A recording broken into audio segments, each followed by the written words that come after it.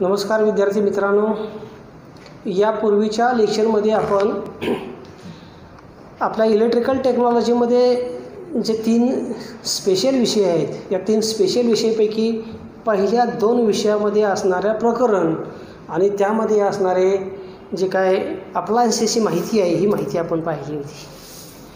तिसऱ्यामधलं आपलं थोडंसं राहिलं होतं, ते थोडंसं मी तुम्हाला सांगून मग आपण काय करूया. पेपर 1 मधील जे आपलं करंट इलेक्ट्रिसिटी नावाचं प्रकरण आहे.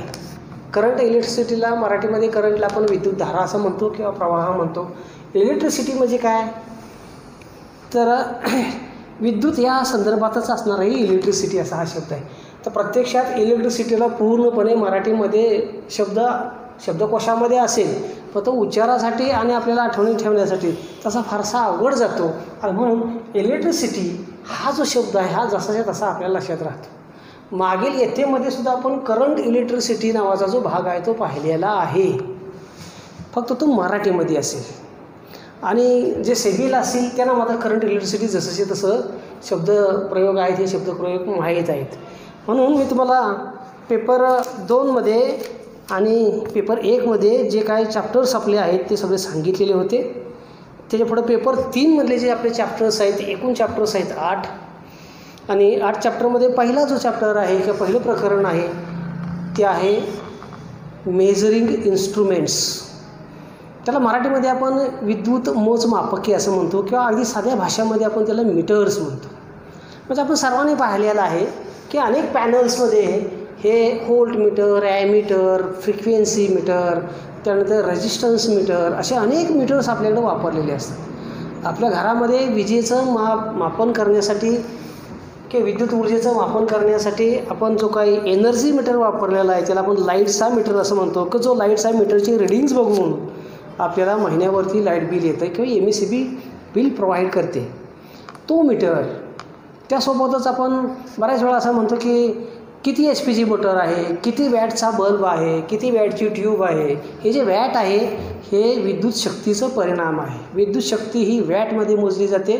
जेम्स वॅट नावाच्या एका इंग्रज शास्त्रज्ञानं वाफेच्या शक्तीचा शोध लावला आणि त्या शक्तीलाच इलेक्ट्रिकल शक्ती किंवा वाफेची शक्तीला आपण काय म्हणतो स्टीम एनर्जी असं म्हटलं जातं. आणि त्यानं शोध लावला म्हणून त्याच्या सन्मानार्थ किंवा त्या स्मरणार्थ म्हणा काय केलेलं आहे, आपण त्या राशीला, विद्युत राशीला म्हणजे शक्ती ह्या राशीला आपण काय केलं, वॅट हे एकक वॅट, जेम्स वॅट याच्या नावाने. तर त्याची कथा सांगत बसण्यापेक्षा पुढे जाऊया आपण. तर हे जे मीटर्स आहेत, वेगवेगळे मीटर्स आहेत, ह्या वेगवेगळ्या मीटर्समध्ये अनेक प्रकार आहेत. आपण नेहमी दैनंदिन जीवनामध्ये वापरणारे मीटर्स असतात ते एका प्रकारचे मीटर्स असतात. पण संशोधन प्रयोगशाळेमध्ये, विद्युत कारखान्यामध्ये म्हणा किंवा जे काही केमिकल्स फॅक्टरीज असतील त्यामध्ये म्हणा किंवा काही वर्कशॉप्समध्ये म्हणा किंवा काही कॉलेजेसमध्ये म्हणा, काही रिसर्च लॅब ज्याला आपण संशोधन प्रयोगशाळा असं म्हणतो, याच्यामध्ये म्हणा, हे अनेक प्रकारचे मीटर्स किंवा वेगवेगळे मीटर्स वापरलेले असतात. आणि ते सगळ्या मीटर्सची आपल्याला काय असणं माहिती, म्हणजे थोडीफार माहिती असणं आवश्यक आहे. आपण जनरल वापरणारे जे मीटर्स आहेत याची तर माहिती असणं गरजेचंच आहे, कारण आपण हे रिपेअरिंग शिकणार आहोत. म्हणजे उद्या जर मी सबमर्सिबल मोटरचं पॅनल चालत नाही म्हणून जर तिथं गेलो आणि जर मला काय तपासावायचं असेल तर मी सुरुवातीला पॅनलवर असणारे मीटर्स आणि ते काय रिडिंग दाखवत आहेत ते रिडिंग्स पाहतो आणि त्याच्यावर मी काय अनुमान काढतो की या मोटारीमध्ये, या सबमर्सिबलमध्ये काय प्रॉब्लेम असावा. आणि जर त्या मीटर्सवरून सुद्धा प्रॉब्लेम सॉल्व्ह होत नसेल तर आपण मग वेगवेगळ्या चाचण्या घेतो. त्या चाचण्या आहेत, या चाचण्या पण आम्ही तुम्हाला शिकवणार आहोत की कोणत्या उपकरणाच्या कोणकोणत्या चाचण्या घ्याव्यात आणि कोणती चाचणी घेतल्यावरती आपल्याला कोणता दोष आहे किंवा नाही हे समजतं. आणि याच्यावरून आपण मग ठरवतो की या सबमर्सिबल म्हणजे बोरच्या मोटारीमध्ये अमका दोष झालेला आहे, त्याचं वाइंडिंग जळलेलं आहे, त्याचं बुश गेलेलं आहे, त्याचं रोटर जाम झालेलं आहे किंवा केबलचा जॉईंट शॉर्ट झालेला आहे किंवा केबलमध्ये पाणी गेलेलं आहे. मग अशा प्रकारचे जे काही दोष आहेत हे सगळे दोष आपल्याला तपासणीनंतर समजतात. पण हे तपासणी करण्यासाठी आपल्याला जे मीटर्स लागतात, हे मीटर्स आपल्याला काय करावं लागतं, पाहावे लागतात. आणि म्हणून आज आपण जे मी तुम्हाला पेपर 3मधलं पहिलं प्रकरण सांगितलं, पहिला चॅप्टर सांगितला, त्यामध्ये मराठीमध्ये आपण त्याला काय म्हणते, विद्युत मोजमापके, इंग्रजीमध्ये काय म्हणतो आपण त्याला electrical measuring instruments. Electrical measuring, measure म्हणजे काय, MEASURE, मेजर म्हणजे मोजणे, माप घेणे. त्याला म्हणून इलेक्ट्रिकल मेजरिंग इन्स्ट्रुमेंट्स. मेजर या शब्दाचे अनेक अर्थ आहेत. सैन्य दलामध्ये मेजर नावाचा काय असतो, अधिकारी असतो. तो अधिकारी इथं नाही आपल्याकडे, तो शब्द मग त्याचा अर्थ इथं अपेक्षित नाही आहे. पुढं हे मीटर्स बघत असला आपण ते मीटर्स सर्किटमध्ये जोडणार कसे, म्हणजे प्रत्यक्षात विद्युत मंडळामध्ये मीटरशी जोडणी कशी करावी किंवा केली जाते, अशीच का केली जाते याचं पण आपण स्पष्टीकरण देणार आहोत. आणि मीटर जोडल्यानंतर त्याचे जे ॲडजस्टमेंट आहे, म्हणजे काही मीटर्समध्ये आपल्याला ॲडजस्टमेंट्स करावे लागतात. अशा ज्या काही ॲडजस्टमेंट आहेत हे ॲडजस्टमेंट कसा करावायचे आहेत हे आपण तुम्हाला सांगणार आहोत. म्हणजे मीटर कसा जोडावा, जोडल्यानंतर त्याचे रिडिंग्स कसे घ्यावेत, रिडिंग घेतल्यानंतर त्यामधल्या काही किरकोळ ॲडजस्टमेंट्स कशा कराव्यात हे शिकवणार. त्याचबरोबर तो प्रत्येक प्रकारचा मीटर्स कसा कार्य करतो, कार्य करण्यासाठी कोणकोणत्या घटकांची आवश्यकता असते, असं तुम्हाला इत्थंभूत मीटर संदर्भातली माहिती या पहिल्या पेपर 3मधल्या पहिल्या चॅप्टरमध्ये दिली जाईल. त्यानंतर दुसरा जो चॅप्टर आहे त्यामध्ये त्याला आपण इलेक्ट्रोमॅग्नेटिझम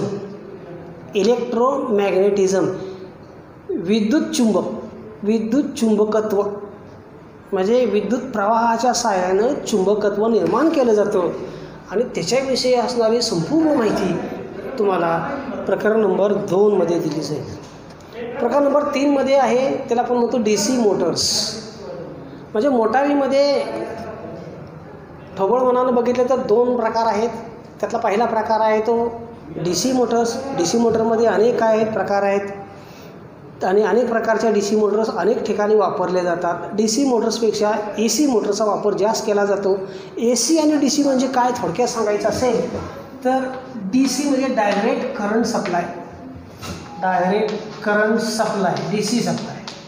पण कशापासून मिळते आपल्याला, तर ही आपल्याला मिळते बॅटरीपासून. बॅटरी की त्यालाच आपण म्हणतो सेल. मग सेल म्हणजे काय, बॅटरी म्हणजे काय, तर सेल म्हणजे काय आणि बॅटरी म्हणजे काय सांगताना याला सेलला आपण मराठीमध्ये विद्युत घट असं म्हणतो.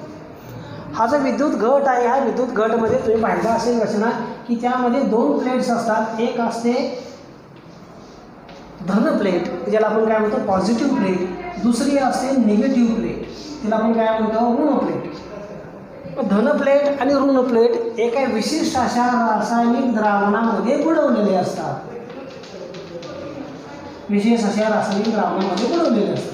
आता अशा रासायनिक द्रावणामध्ये बुडवल्यानंतर जर मी ही पॉझिटिव्ह प्लेटची टर्मिनल आणि निगेटिव्ह प्लेटचं टर्मिनल एका बल्बला जोडलं, इलेक्ट्रिक बल्बला जोडलं, तर काय होतं, यातून विद्युत ऊर्जा व्हायला सुरुवात होते आणि हा बल्ब आहे हा प्रज्वलित होतो. म्हणजेच सेलमध्ये काय असेल तर सेल हा जो घटक आहे, हे घटक ज्या प्रकारची विद्युत काय करतो सप्लाय देतो ती DC म्हणजे काय डायरेक्ट करंट सप्लाय असते. मग दुसरा कोणता प्रकार आहे, तर दुसरा प्रकार आहे AC सप्लाय. हा जो AC सप्लायचा प्रकार आहे यामध्ये काय होतं, तर AC सप्लाय आणि DC सप्लायमध्ये महत्त्वाचा फरक काय असेल, तर DC सप्लायमधून वाहणारा करंट हा नेहमी अधिककडून वजाकडं वाहतो आणि तो एकाच दिशेने वाहतो, एक दिशा, याची दिशा बदलत नाही. DC सप्लायमधून वाहणाऱ्या प्रवाहाची किंवा विद्युत धारेची दिशा कधीही बदलत नाही.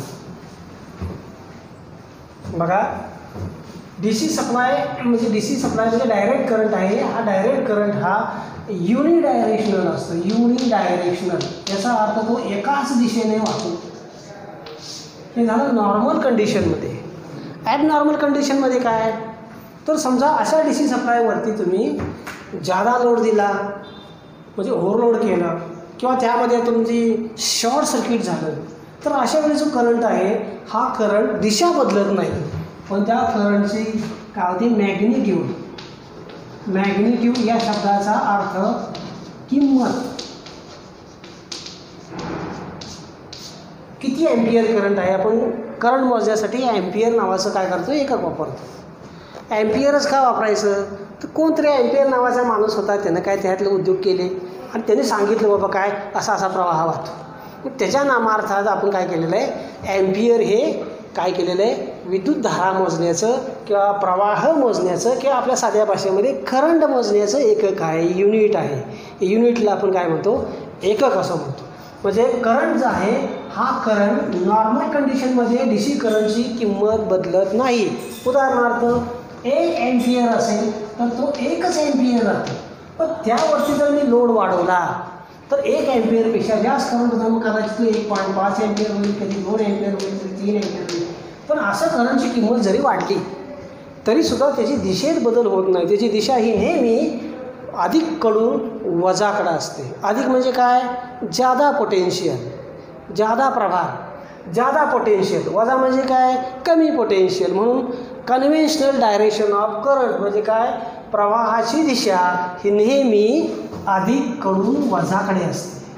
बघा, आता शॉर्ट सर्किट झालं तर मात्र याची किंमत बदलते. मगाशी मी तुम्हाला सांगितलं.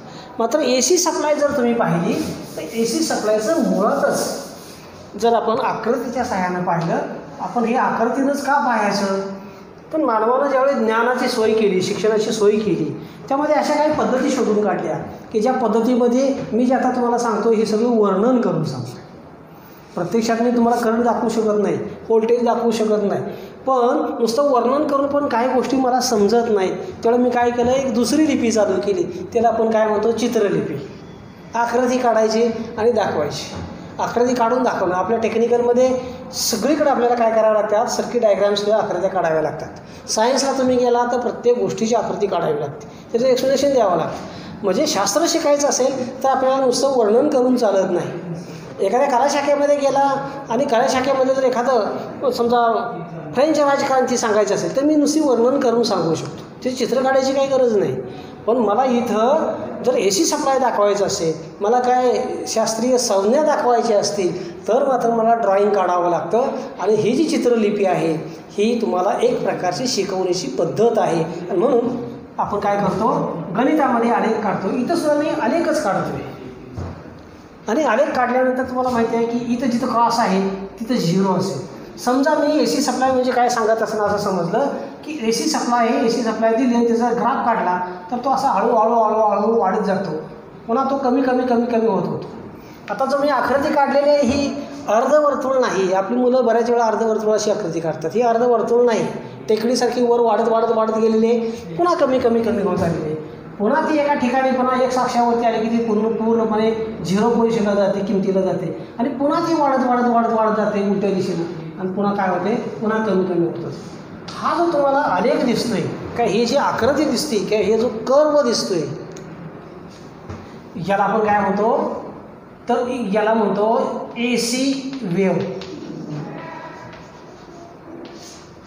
ए सी सप्लायचं वेव्ह फॉर्म असं म्हटलं जातं. ए सी सप्लाय वेव्ह फॉर्म. आणि ही जी आकृती आहे का, असा जो प्रकार आहे का, अशा पद्धतीने जी तयार झालेली आहे त्याला म्हणतो आपण साईन वेव्ह. तुम्हाला साईन म्हणजे काय? तर साईन म्हणजे तुम्हाला झालेलं आहे, त्याला सायनोसायडल वेव्ह असं म्हणायचं. सायनोसायडल वेव्ह शॉर्ट फॉर्ममध्ये आपण त्याला साईन वेव्ह असं म्हणतो. इथं जर तुम्ही पाहिलं, जर आपण हे जे काय भाग घेतले आलेखावरती 1, 2, 3, 4 असं वेगवेगळ्या टाईमला जर आपण त्याचे काय घेतले, रिडिंग्स घेतले, तर तुम्हाला असं आढळून येईल की समजा हे जे व्होल्टेज असेल तर सुरुवातीला व्होल्टेज 0 आहे. इथं गेल्यानंतर काहीतरी व्होल्टेज वाढलेलं आहे, इथं गेल्या त्याच्यापेक्षा वाढ झाली, इथं गेल्या त्याच्यापेक्षा जास्त वाढ झाली, आणि इथं आल्यानंतर ती काय आहे? जास्तीत जास्त आहे, ज्याला आपण म्हणतो मॅक्झिमम.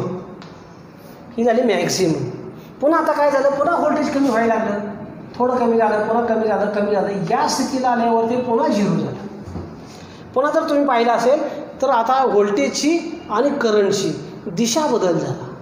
म्हणजे आतापर्यंत इथून वाहणारा जो करंट होता ए सी सप्लाय म्हटला तो या दिशेने वाहत होता. आता मात्र त्याची दिशा बदल होणार आहे, ती दिशा उलट होणार आहे, या दिशेने करंट व्हायला सुरुवात करेल. म्हणजे डी सी सप्लायमध्ये आपण पाहिलं की प्रवाहाची दिशा ही एकच होती. इथं मात्र प्रवाहाची दिशा एक नाही, ती बदलते. काही कालावधीनंतर म्हणजे टाईम टी या कालावधीनंतर या प्रवाहाची दिशा बदल होतो. प्रवाहाच्या दिशेत सतत बदल होतो. काय ठराविक कालावधीनंतर जो सतत बदल होतोय त्याला आपण काय म्हणतो? Alternating current.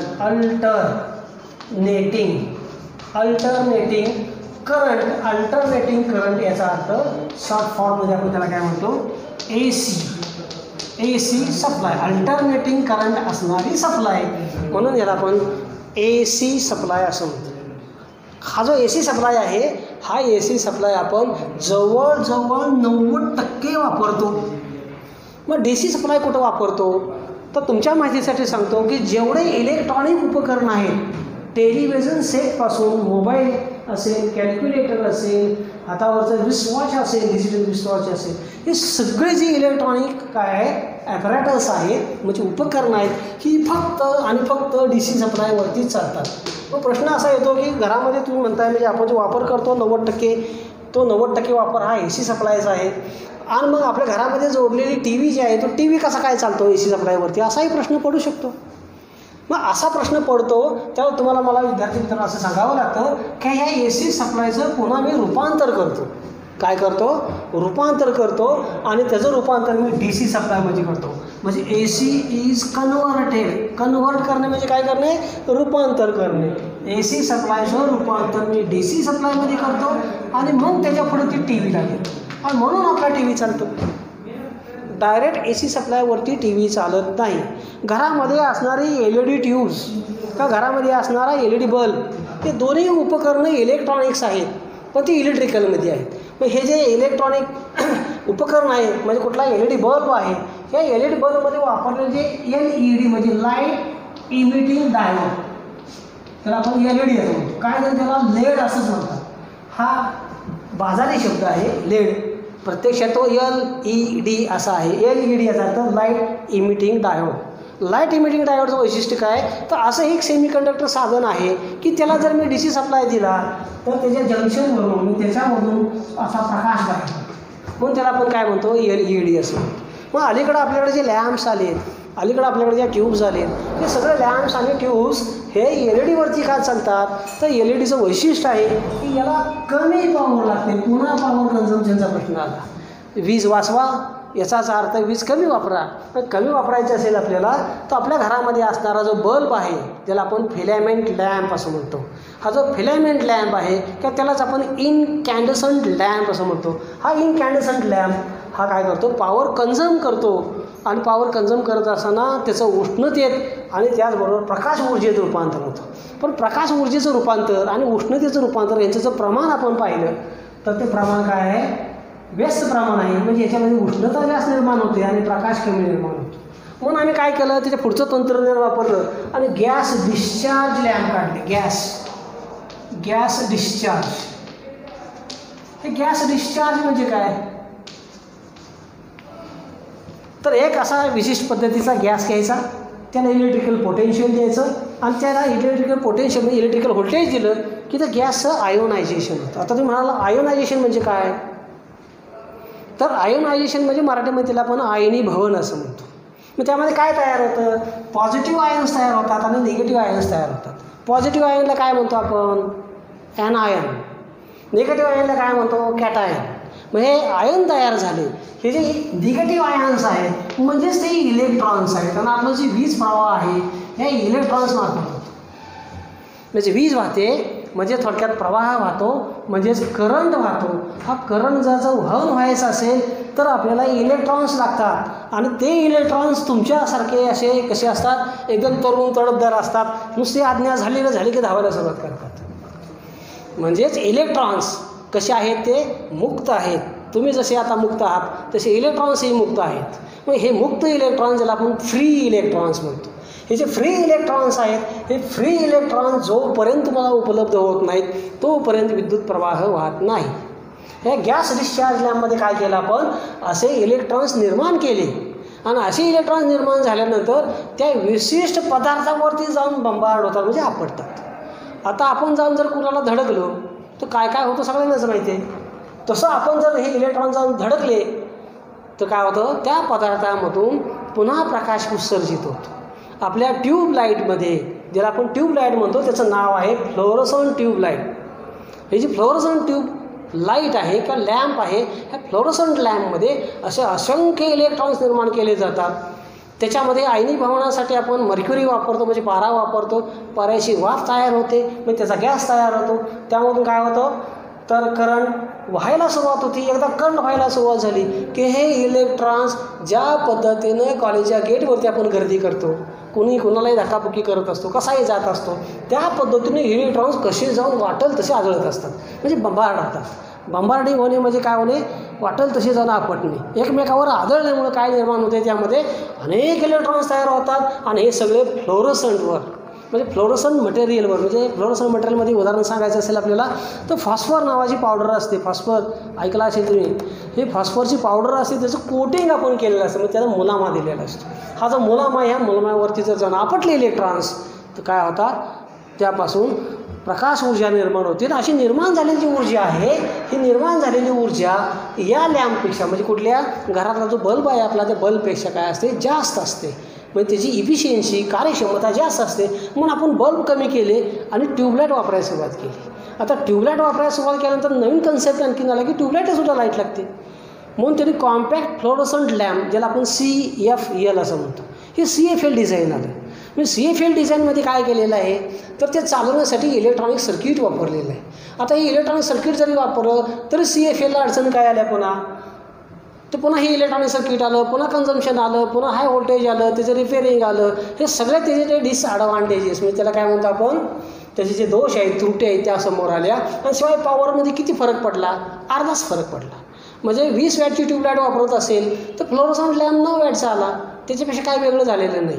म्हणजे त्यामुळं झालं काय की विजेची खपत आहे ती कमी झाली, पण आपण अपेक्षित केली एवढी खपत कमी झालेली नाही.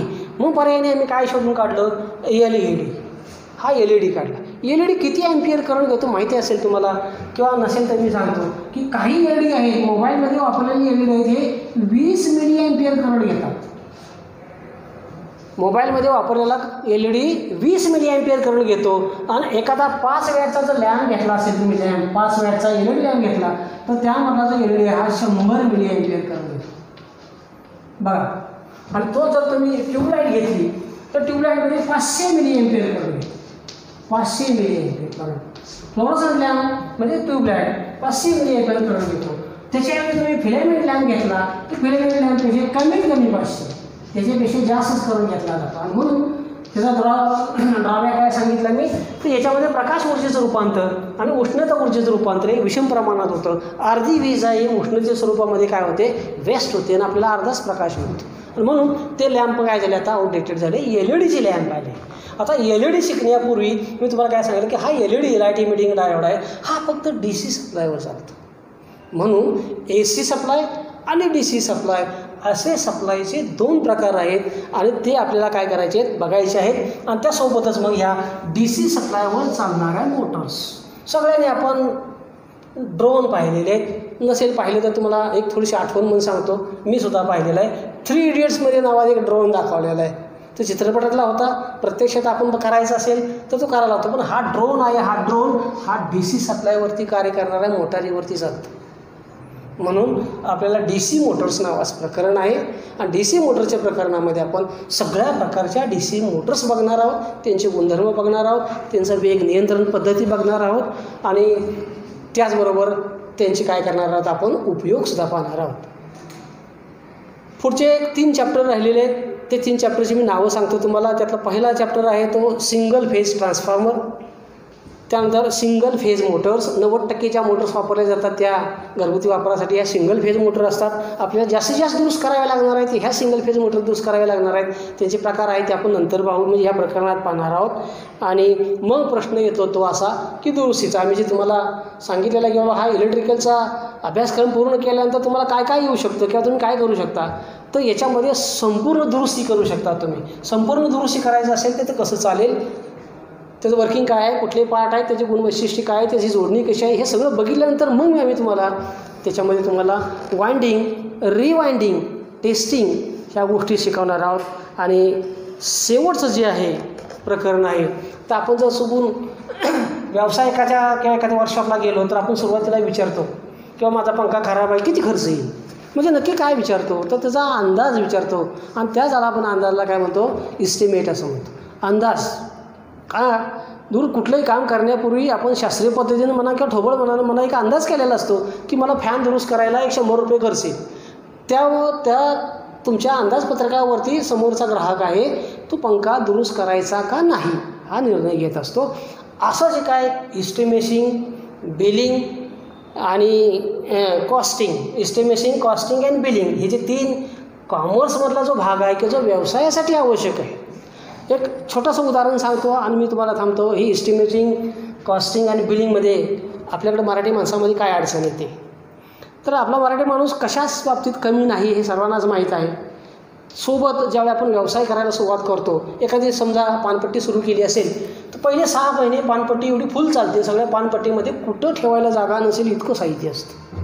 पुढच्या 6 महिन्यामध्ये आपल्याला असं लक्षात येतं की त्यामध्ये शॅम्पूच्या पुड्या टाकलेत, गुटख्याच्या पुड्या टाकलेत, बडीशेपच्या पुड्या टाकलेत आणि त्यांनी जी जागा ॲक्युपाय म्हणजे भरून घेतलेली असते.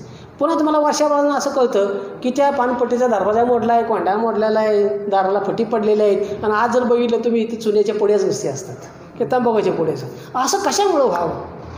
तर त्याचं कारण असं आहे, कोणताही व्यवसाय करायचा असेल तर त्या व्यवसायाचं काय करावं लागतं आपल्याला, आर्थिक नियोजन आहे, त्याचा लेखाजोखा जो आहे तो अगदी तंतोतंत लिहावा लागतो. सुरुवातीला आपण भांडवल गुंतवल्यानंतर कोण पाहुण्याचा मुलगा आला, दे त्याला बडीशेपची पुडी, दे त्याला चॉकलेट्स, पण त्याला पैसे गेलेले असतात, भांडवल गेलं असतं, दुसरा माल खरेदीला भांडवल आपल्याला मिळालं पाहिजे ना, पण राहू दे. पण तसं नाही होत. कोण पाहुणे आले, अंड्याचा ट्रे दे, अंड्याचा ट्रे दिल्यामुळे परिणाम काय होतो, त्यात जे काय 30-28 अंडी असतील त्याचे पैसे घरातच खर्च होतात, मग ते भांडवलातून वजा होतात आणि त्याचा हिशोब कुठेही ठेवलेला नसतो. एवढे अंड्याचे ट्रे आणले आणि एवढे पैसे जमा झाले, एवढे बिल दिलं आणि मग हळूहळू घाटा वाढत जातो आणि परिणाम आपण पानपट्टीला कुलूप लावायच्या ऐवजी तशी सोडून देतो, जाऊ दे मरून पानपट्टीचं बंद.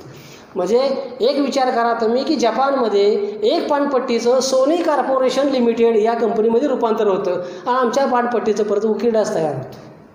असं का होतं, तर हे जे काय इस्टिमेशन आहे, बिलिंग आहे आणि त्याचं कॉस्टिंग आहे, म्हणजे हे जे काय कॉमर्सचे काय भाग आहेत, हा कॉमर्सचा भाग प्रत्येक व्यावसायिकाला यायला पाहिजे. मराठी माणूस हा आपल्या स्वतःविषयीचा किंवा कसल्याच गोष्टीचा कुठल्याच नोंदी न ठेवणारा, त्याची व्याख्या जर म्हटलं तर त्याला आपण मराठा म्हणूया. महाराष्ट्रात राहणारा कुठलाही माणूस जर तुम्ही घेतला असेल मराठी माणूस, तर तो कशाचाच हिशोब कधीच लिहून ठेवत नाही. इतिहास तर आम्ही कधीच लिहिलेला नाही. तिसऱ्याने लिहिला, त्याचा अभ्यास केला नाही, असं म्हणतो तो तसा म्हणतो आणि शिवाजी महाराज 2-3 वर्षात 2-3 वेळा जन्माला येतात आणि त्याच्यापर्यंत वाद सुरू होतात. तो इतिहास आपण लिहायचा का नाही हा वादाचा भाग आहे आपला, तो विषयही नाही.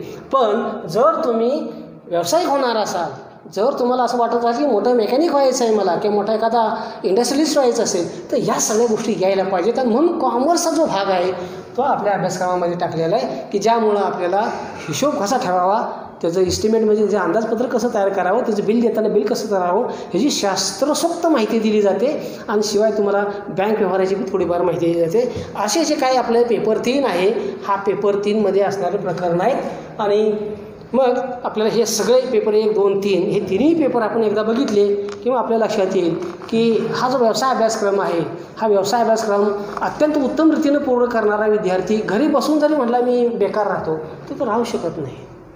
जसा कुठल्याही तुम्ही बघितलं असं IAS पूर्ण करणाऱ्या माणसाला शासन घरी बसू देत नाही, त्याला कुठली का होईना पण नोकरी देतेच. पण मी जर उद्या काय दुसरीच कुठले तरी पोकळ काहीतरी शिकलो ज्याचा व्यवहारामध्ये काय उपयोगच नाही असं जर शिकत असेल तर मात्र मला व्यवहारामध्ये अडचणी येतात. त्याला येत नाही असं नाही, त्याचा उपयोग नाही अशातला भाग नाही, नक्कीच उपयोग आहे, पण त्याचा उपयोग परिणामकारकरित्या कुठं करायचा हे आम्हाला माहीत नाही. आणि म्हणून काय होतं, उपासना आपण असं म्हणतो, गणितात काय साहित्य खरेदी करायचं का, ते सायन्सला इंटिग्रेशन असते, डेरिव्हेशन असते, लिमिट्स असते, मग त्यांनी काय करायचं, भाजी चिरायला येते का, धान्य आणायला येतं का, शेतीत पेरता येतं का, ऊसाचं टनेज मोजता येतं का. बाळानं हे बेसिक सायन्स आहे. सायन्स शिकायचं असेल, शास्त्र शिकायचं असेल तर तुम्हाला गणित येणं आवश्यकच आहे. गणिताचे अनेक उपयोग आहेत, पण ते काय प्रथमदर्शनी कसे वापरायचे आपल्याला माहीतच नाही. त्यामुळे आपण गणिताविषयी असं बोलतो, इंग्रजीविषयी तसं बोलतो, फिजिक्सविषयी तर लोक म्हणतात की नाही ते काय चाललं आहे कुणालाच काही कळत नाही. एकदा किरण इकडे येते, एकदा तिकडे जाते, एकदा म्हणे ती वीज जोडलेली अशी असते, तिची असं असते, ती रिडिंग घ्या, हिन करा आणि तीन करा, काही कळत नाही. पण मित्रांनो लक्षात ठेवा तुम्ही की मोबाईल तुम्हाला एवढा ॲडव्हान्स टेक्नॉलॉजीचा कुणी शिकवलेला नाही, तरी पण तुम्हाला येतो कारण तुम्हाला त्याची आवड आहे.